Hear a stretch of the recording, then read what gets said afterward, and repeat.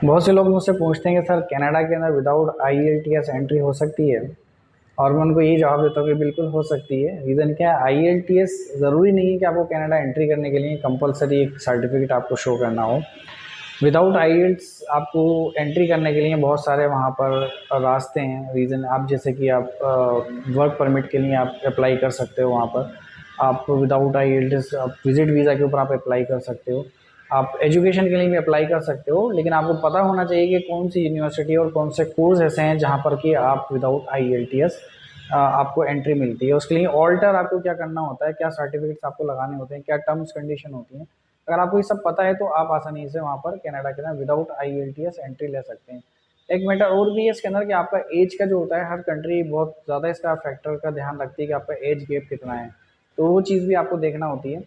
अब सबसे बड़ी बात ये है कि हम अगर जा रहे हैं कनाडा के अंदर तो विदाउट आईएलटीएस हम एंट्री ले लेंगे कैसे भी, लेकिन बाद में अगर हम लोगों को पीआर लेना है तो उसके अंदर आपको ये चीज़ की इन्फॉर्मेशन पहले होनी चाहिए कि पीआर लेने के लिए आपको क्या आपको करना पड़ेगा। देखिए पीआर जो होता है ना, वो आपका सीआरएस स्कोर के ऊपर डिपेंड करता है। यानी जब भी आप अप्लाई करेंगे आप अपने पीआर के लिए, चाहे आप 2 साल के बाद या 3 साल के बाद में आपका सीआरएस स्कोर कैलकुलेशन किया जाएगा। अगर वो उनके क्राइटेरिया से, उनके पैरामीटर से वो मैच खा रहा है तो डेफिनेटली आपको पीआर मिल सकता है।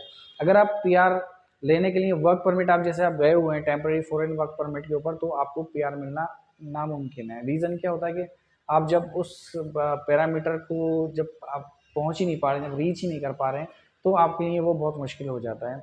अगर आप विजिट वीज़ा पे जा रहे हैं तो अगेन आपकी कहानी वहीं घूम फिर करके आती है। विजिट वीज़ा में एंट्री तो आपको मिल जाती है, लेकिन आपको लॉन्ग टर्म के लिए फिर आपको वर्क परमिट चाहिए होता है।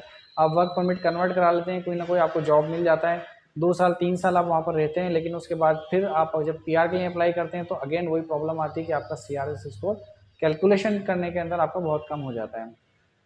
लेकिन अगर आप स्टडी वीज़ा के ऊपर जाते हैं तो स्टडी वीज़ा में आपको सबसे बड़ा बेनिफिट ही मिलता है कि आपको एक तो ड्यूरेशन जो आप वहाँ पर है, आप वहाँ रह रहे हैं, वो कंसीडर होता है। प्लस आपको ये पॉइंट मिलता है कि आप कनाडा के अंदर स्टडी किए हुए हैं, वो आपको सबसे बड़ा माइलेज देता है। उसके बाद अगर आपके पास वर्क परमिट होता है, यानी कन्वर्ट होता है, इजीली आपको मिल जाता है कि आप जब एजुकेशन वहाँ से लेते हैं तो आपको प्रायोरिटी पर वहाँ पर आपको एम्प्लॉयर जो होता है हायर कर लेते हैं। तो आपको वहाँ पर उसका आपको कैलकुलेशन में उसका बेनिफिट मिलता है, वो प्लस पॉइंट होते हैं। और 2-3 साल जब आप वहाँ रहने के बाद में आपकी इंग्लिश वैसे ही बहुत अच्छी हो जाती है, अब इन्वायरमेंट आपको वो सब मिलता है, तो आप आईएलटीएस दे करके अपना प्लस उसके अंदर कुछ पॉइंट्स और कैलकुलेट आप कर सकते हैं। तो मैं आपको ले चलता हूँ एक ऐसी यूनिवर्सिटी में जहाँ पर भी आपको विदाउट आईएलटीएस फ़िलहाल एंट्री मिल जाएगी। लेटर आप उसके अंदर अपना आईएलटीएस का एग्ज़ाम दे करके जब आप पीआर के लिए अप्लाई करें तो आप उसको कंसिडर कर सकते हैं। चलते हैं, देखिए ये है university UNBC, University of Northern British Columbia. मई 2023 के लिए अभी एडमिशन ओपन है। और इस यूनिवर्सिटी का जो वेबसाइट है वह www.unbc.ca है। ये यूनिवर्सिटी आपकी है ब्रिटिश कोलंबिया के अंदर। ठीक है, उसके बाद हम देखेंगे कि इसके अंदर एप्लीकेशन जो इसकी फ़ीस है 125 कैनेडियन डॉलर है, जिसके अंदर आगे क्लियर लिखा हुआ है नॉन रिफंडेबल है। यानी अगर आपका एडमिशन नहीं होता, किसी वजह से सिलेक्शन नहीं हुआ, तो आपकी ये 125 कैनेडियन डॉलर डूब सकते हैं। तो आप इसका रिस्क लेकर के चलें। प्लस इसके अंदर $40 जो है आपके डॉक्यूमेंट्स असेसमेंट की फ़ीस भी है, जो आपको इसके साथ में पे करना रहेगी।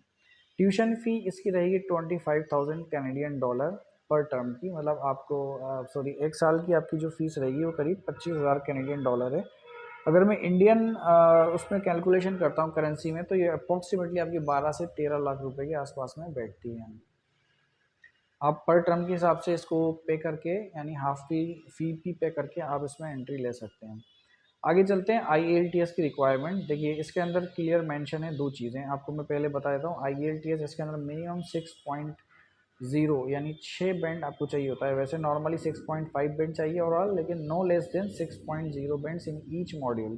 तो टोटल मिला के आपको 6.5 बैंड ही लेके आना है। उसके बाद टॉयफल के अंदर आपको 90 ओवरऑल चाहिए। पीटी अगर आप देते हैं तो आपको 65 चाहिए। और अगर डुलिंगो आप देते हैं तो 105 की स्कोर की रिक्वायर्ड है। आजकल डुलिंगो काफ़ी पॉपुलर है, इसलिए क्योंकि आप घर बैठे इसको दे सकते हैं, तो आप उसकी तैयारी करके 105 स्कोर लेके आइएगा और यही सर्टिफिकेट आप यहाँ एडमिशन के लिए अप्लाई कर सकते हैं। उसके बाद में आगे देखिए लिखा हुआ है इंग्लिश लैंग्वेज रिक्वायरमेंट्स। ये इसका ऑल्टर है। Student can apply eight UNBC without IELTS on the basis of MOI if they fulfil all the below condition. देखिए इसके अंदर क्या है, MOI क्या होता है आपको समझ आता हूँ। MOI होता है मीडियम ऑफ इंस्ट्रक्शन, यानी आप जो प्रीवियस आपने एजुकेशन पढ़ी है अगर वो आपकी इंग्लिश के अंदर है तो उसका एक लेटर होता है जो आपको अपने स्कूल से या कॉलेज से आपको मिलता है, और वो आप लगा सकते हैं यहाँ पर एडमिशन के लिए। इसमें क्या कंडीशन है कि आपका कम से कम 5 साल का बैकग्राउंड, यानी पिछला 5 साल का बैकग्राउंड, यानी जो आपने पढ़ाई की है पिछले 5 साल, वो आपकी इंग्लिश मीडियम के अंदर होनी चाहिए।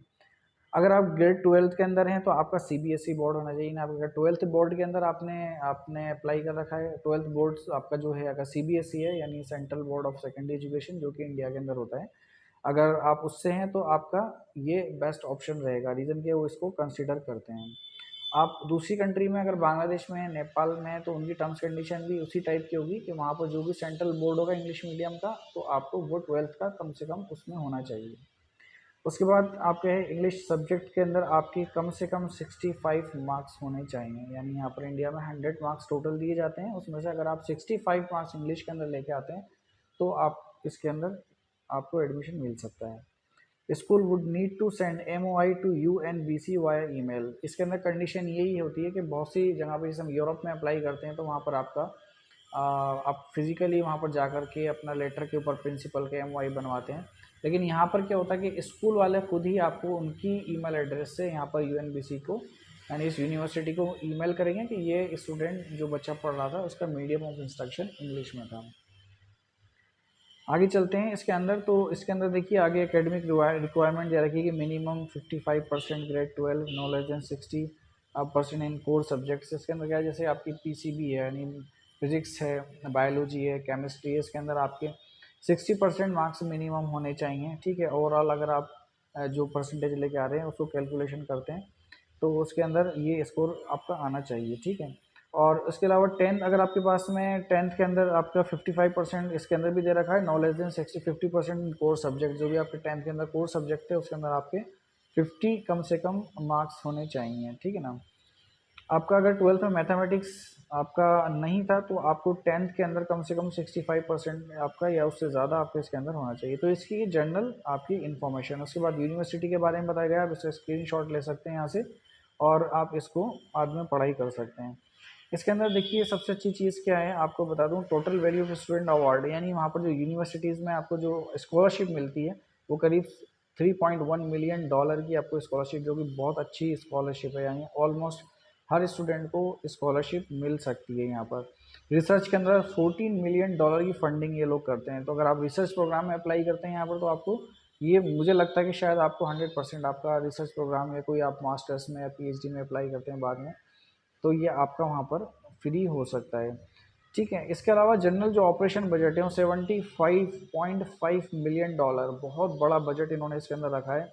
कितना पैसा ये लोग खर्च करते हैं स्टडी एजुकेशन के ऊपर। तो बच्चों आप अगर इसमें अंदर जाते हैं, पढ़ाई करते हैं, तो मुझे लगता है कि आप वहाँ से बहुत कुछ हासिल करके आएंगे। इतना बजट देने के बाद में यूनिवर्सिटी कुछ ना कुछ आपको तैयार करके ही वहाँ से निकालेगी। उसके बाद ये बाकी दूसरी कंडीशन है, टर्म्स कंडीशन है, आपको मैं नीचे इसका PDF अपने वीडियो के डिस्क्रिप्शन में डाल दूंगा, आप वहाँ से इसको डाउनलोड कर सकते हैं। इसकी गाइडलाइन है, गाइडलाइन के अंदर आपका क्या है कि आपको इसका एप्लीकेशन फॉर्म भरना होगा। ठीक है, IELTS की आपकी या फिर MOI की आपको सिर्फ कॉपी डालनी होगी, 12th की मार्कशीट होगी, 10th की मार्कशीट होगी और आपकी पासपोर्ट कॉपी आपको इसमें अप्लाई करना होगी। ठीक है, उसके बाद में आपको वेट करना होगा। वेट करने के बाद फिर आपका जब वहाँ से लेटर इशू होता है, फिर एक्सेप्टेंस आता है, उसके बाद फिर आपको उसके अंदर आगे की डिटेल आपको मेल के थ्रू मिल जाती है और वहाँ से आप उसके इंस्ट्रक्शन को फॉलो करके आप कंटिन्यू अपना प्रोसेस कर सकते हैं। अब हम बात करते हैं इसके प्रोग्राम्स की, तो प्रोग्राम्स की बहुत लंबी चौड़ी लिस्ट है। इसके अंदर 4 इयर्स के बैचलर्स प्रोग्राम है। ठीक है, जैसे आप इसके अंदर इकोनॉमिक है, इंग्लिश है, जनरल आर्ट्स है, ज्योग्राफी है, हिस्ट्री है, ग्लोबल इंटरनेशनल स्टडीज़ हैं, नेचर बेस्ड टूरिज्म मैनेजमेंट है, नॉर्थन स्टडीज़ है, पॉलिटिकल साइंस है, पब्लिक एडमिनिस्ट्रेशन है, अकाउंटिंग है, फिनेंस है, जनरल बिजनेसेस हैं, ह्यूमन रिसोर्स मैनेजमेंट है, इंटरनेशनल बिजनेस है। ये बैचलर्स के बहुत सारे प्रोग्राम्स हैं जो 4 ईयर के अंदर हैं। ठीक है, आप ये प्रोग्राम्स भी आप अगर आप 12th में तो आप ये प्रोग्राम्स के लिए अप्लाई करते हैं। ठीक है ना, मास्टर्स प्रोग्राम के अंदर ही इसके अंदर है, तो आप इसकी वेबसाइट पे जाकर के वहाँ से इसकी सारी डिटेल ले सकते हैं। ठीक है, तो ये थी आज की सारी इन्फॉर्मेशन, आज मैंने आपको बता दिया। इसके बाद मैं आपको बताता हूँ कि यहाँ से इस यूनिवर्सिटी से करने के बाद में आपको काफ़ी अच्छे पैकेजेस मिल जाते हैं और आप आसानी से जो है अपना वहाँ पर सेटल हो सकते हैं। इस यूनिवर्सिटी का बस मेन बेनिफिट यही था कि आपको यहाँ पर MOI के थ्रू एडमिशन मिल जाता है। अभी मैं इंटेक के लिए फ़िलहाल एप्लीकेशन स्टार्ट किया। अगर आपको इस कॉलेज के लिए गाइडेंस की ज़रूरत है तो नीचे दिए गए नंबर पे मुझसे आप संपर्क कर सकते हैं व्हाट्सएप या कॉल करके, या फिर आप मेरी वेबसाइट के ऊपर भी रीच करके वहाँ से भी आप मुझसे जुड़ सकते हैं। उम्मीद है आपको ये इन्फॉर्मेशन पसंद आई होगी। अगर आपको वीडियो पसंद आया तो लाइक कीजिए, सब्सक्राइब कीजिएगा। मिलते हैं फिर से नेक्स्ट वीडियो के अंदर, फिर एक नई इन्फॉर्मेशन के साथ में।